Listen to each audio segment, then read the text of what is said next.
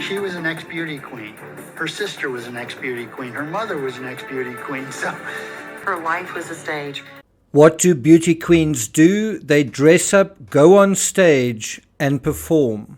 I got nightmares in my head, I fear. Thoughts build up until I can't feel. My mind fills up into a creature, and it haunts me somewhere much deeper. I got nightmares in my head, I fear. Hello and welcome to True Crime Rocket Science, the most authentic voice in true crime. So there you heard it. Patsy was an ex-beauty queen. Her sister was an ex-beauty queen. Her mother was an ex-beauty queen. And of course, JonBenet was a child beauty queen. You heard a friend of hers saying that Patsy's whole life was a stage. And so what do beauty queens do? They dress up, they go on stage and perform.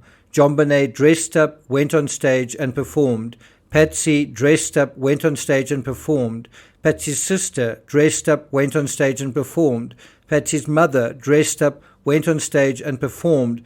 And they did this again and again, dressing up, going on stage, performing. The Ramsey home was turned into a pageant as well. In 1994, Patsy decorated the home and opened it up to between 1,500 and 2,000 visitors as part of Boulder's Historic Homes tour. So the Ramsey home is becoming a kind of beauty queen as well, dressed up, turned into a stage, and the Ramseys themselves kind of performing on that stage in terms of the home. Christmas is a kind of pageant as well, a kind of display, a kind of performance as well, isn't it? And how did the Ramsey home participate in the pageantry vis-a-vis the other homes around it? Was it less of a stage, less of a performance, or far more of a stage, far more of a performance?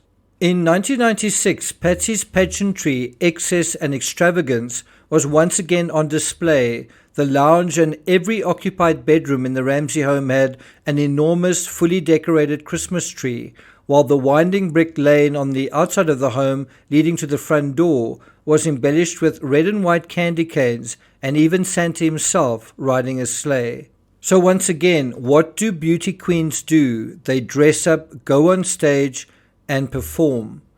Before we get to the rest of this analysis, which is really just to do with Patsy Ramsey and the idea of staging, if you haven't already subscribed to the channel, please do. As many of you probably know, I've written many books, several trilogies on the JonBenet Ramsey case. And so in this analysis, we're going to examine just one aspect, this idea of Patsy Ramsey and staging. We're going to kind of just focus on that aspect. If you're enjoying this analysis, please like, share, leave a comment. You can also hit the thanks button, and let's get started. Now, 2 days before the incident, Patsy threw a big party and had Santa, that's Bill Henderson, pitch up to read a Christmas message, pitch up as Santa, dressed up as Santa Claus, and hand out Christmas gifts.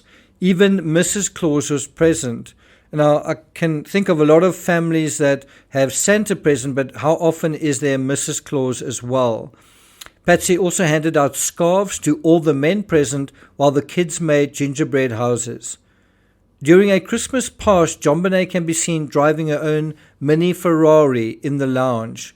The Ramseys certainly celebrated Christmas on a sort of extravagant scale.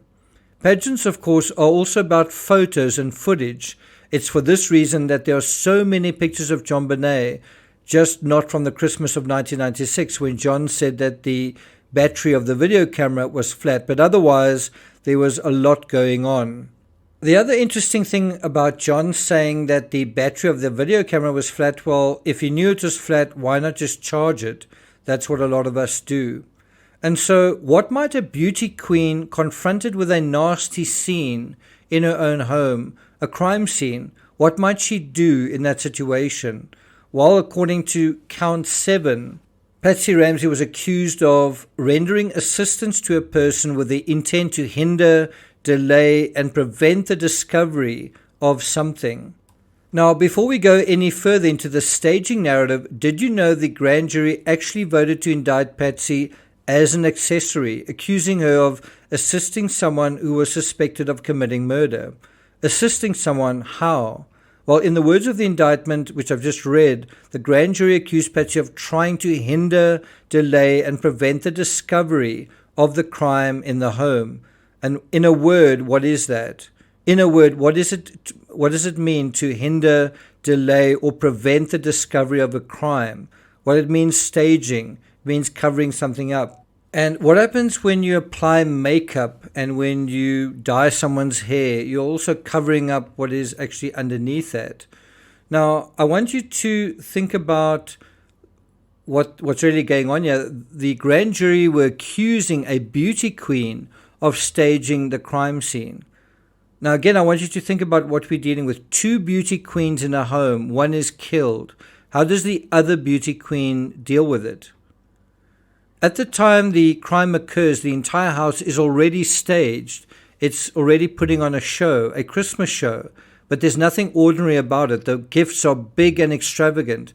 Brand new bicycles, a life-size doll custom made to look like John Bonet, a Nintendo 64 and a radio-controlled car, and a train set for Burke. Some of these gifts had been bought from the FAO Schwartz store, an expensive boutique toy store in Manhattan, only the best for the Ramseys. On their own website, they described themselves as the world's most iconic toy store. And Patsy had been throwing endless parties for her own 40th birthday and also to celebrate John's windfall at Access Graphics. And yes, Christmas itself was an endless slew of parties and all that involves, dressing up, wrapping gifts, writing notes on cards. The Ramseys went out that fateful night to 3 families, the Whites, the Walkers, and the Steins. How many families do you know that go to this level of partying and celebration and extravagance over Christmas? And so each family got a wrapped gift and a written sentiment. And that's the other thing that this beauty queen was known for, writing. Besides becoming Miss West Virginia, Patsy was a journalism major. Patsy graduated with a BA in journalism in 1978. So we're dealing with a beauty queen who is also kind of a journalist. Patsy won the Miss West Virginia beauty title in 1977 and competed in Miss America in the same year. The following year, she got a BA in journalism. Her sister, Pam Paul, won the same contest in 1980. Patsy was just 23 when she married John. In the beginning, Patsy worked as John's secretary at his fledgling computer company, and as the company grew, she started entering John Bonet into a series of beauty pageants. And so you have this sort of double thing taking place. As a business is growing, John Bonet is sort of having her own career in child beauty pageants. Now, the warrant from the Ramsey home also shows just how much Patsy was writing on the home computer. Just look at all of these documents. 1 page, 4 pages, 2 pages, 8 pages, 2 pages, 5 pages. Documents titled Fashion, John Bonet, Pasta, and then Patsy, 3 pages, 2 pages. And just look at all of these documents. 4 pages, 3 pages, 2 pages, 8 pages, 5 pages, 3 pages, 3 pages, 4 pages. The average length of these documents is 1 to 3 pages. Besides the beauty queen aspect, the Ramseys, like many households in the 90s, were TV addicts, movie buffs. Remember, this was the era of VCRs, but also bookworms. The Ramseys were also bookworms. And so what do we find in general in the Ramsey home? Well, we find staging on a scale hitherto unheard of.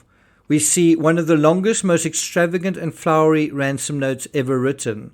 There's even a practice ransom note written on the same pad. And what also goes into pageants are rehearsals. The ransom note appears to be a pretend ransom note, as no kidnapper is ever identified, no ransom ever claimed, and it turns out John Bonet was never taken from the home to begin with. So all of that was a pretense, a ruse, a performance. The Ramseys go onto CNN and present their case to the media, a kind of pageantry in itself that preceded their formal interviews with the police by as much as 4 months. Patsy dramatically says in that interview, "There's someone out there," only for Boulder's mayor to immediately counter that statement saying Boulder is safe. All sorts of random evidence, a flashlight, a pillow, a bowl of pineapple on the kitchen table. Meanwhile, other evidence seems to be missing. Then there's the staging of duct tape after the crime was committed. It also claims that the victim was wiped down and redressed. Then there was also the raiding of the crime scene, as Detective Steve Thomas called it. He called it a one-person raid of the crime scene. And it was raided by the other beauty queen in the story, Pam Paul, who entered the home dressed as a police officer. Now, I think I've made my point, but let me make one more. I work in true crime. I've written dozens of true crime books. It's part of my identity. It's part of who I am. So when I'm confronted, say, with the 1996 Everest disaster, with some kind of story on Mount Everest, how do I think about it? How do I write about it? Well, I see it as a crime scene. Part of my identity is sort of foisted onto this thing. Didn't the same thing happen with Patsy? Someone given to pageantry, someone confronted with the horrible obstacle that this incident presented. Didn't she deal with it by falling back on her default settings, effectively her programming? And what was her programming? Staging, pageantry, covering up. And didn't she do so like a beauty queen, applying makeup and changing her hair color, covering over things, making them appear different to what they were? Beauty queens make things look more beautiful than they were, but you can also make things look worse than what they are. And perhaps even more remarkable is the pageantry that had gone on, for example, the hidden grand jury indictments, and still goes on to this day. Thank you for listening, and I'll see you guys next time.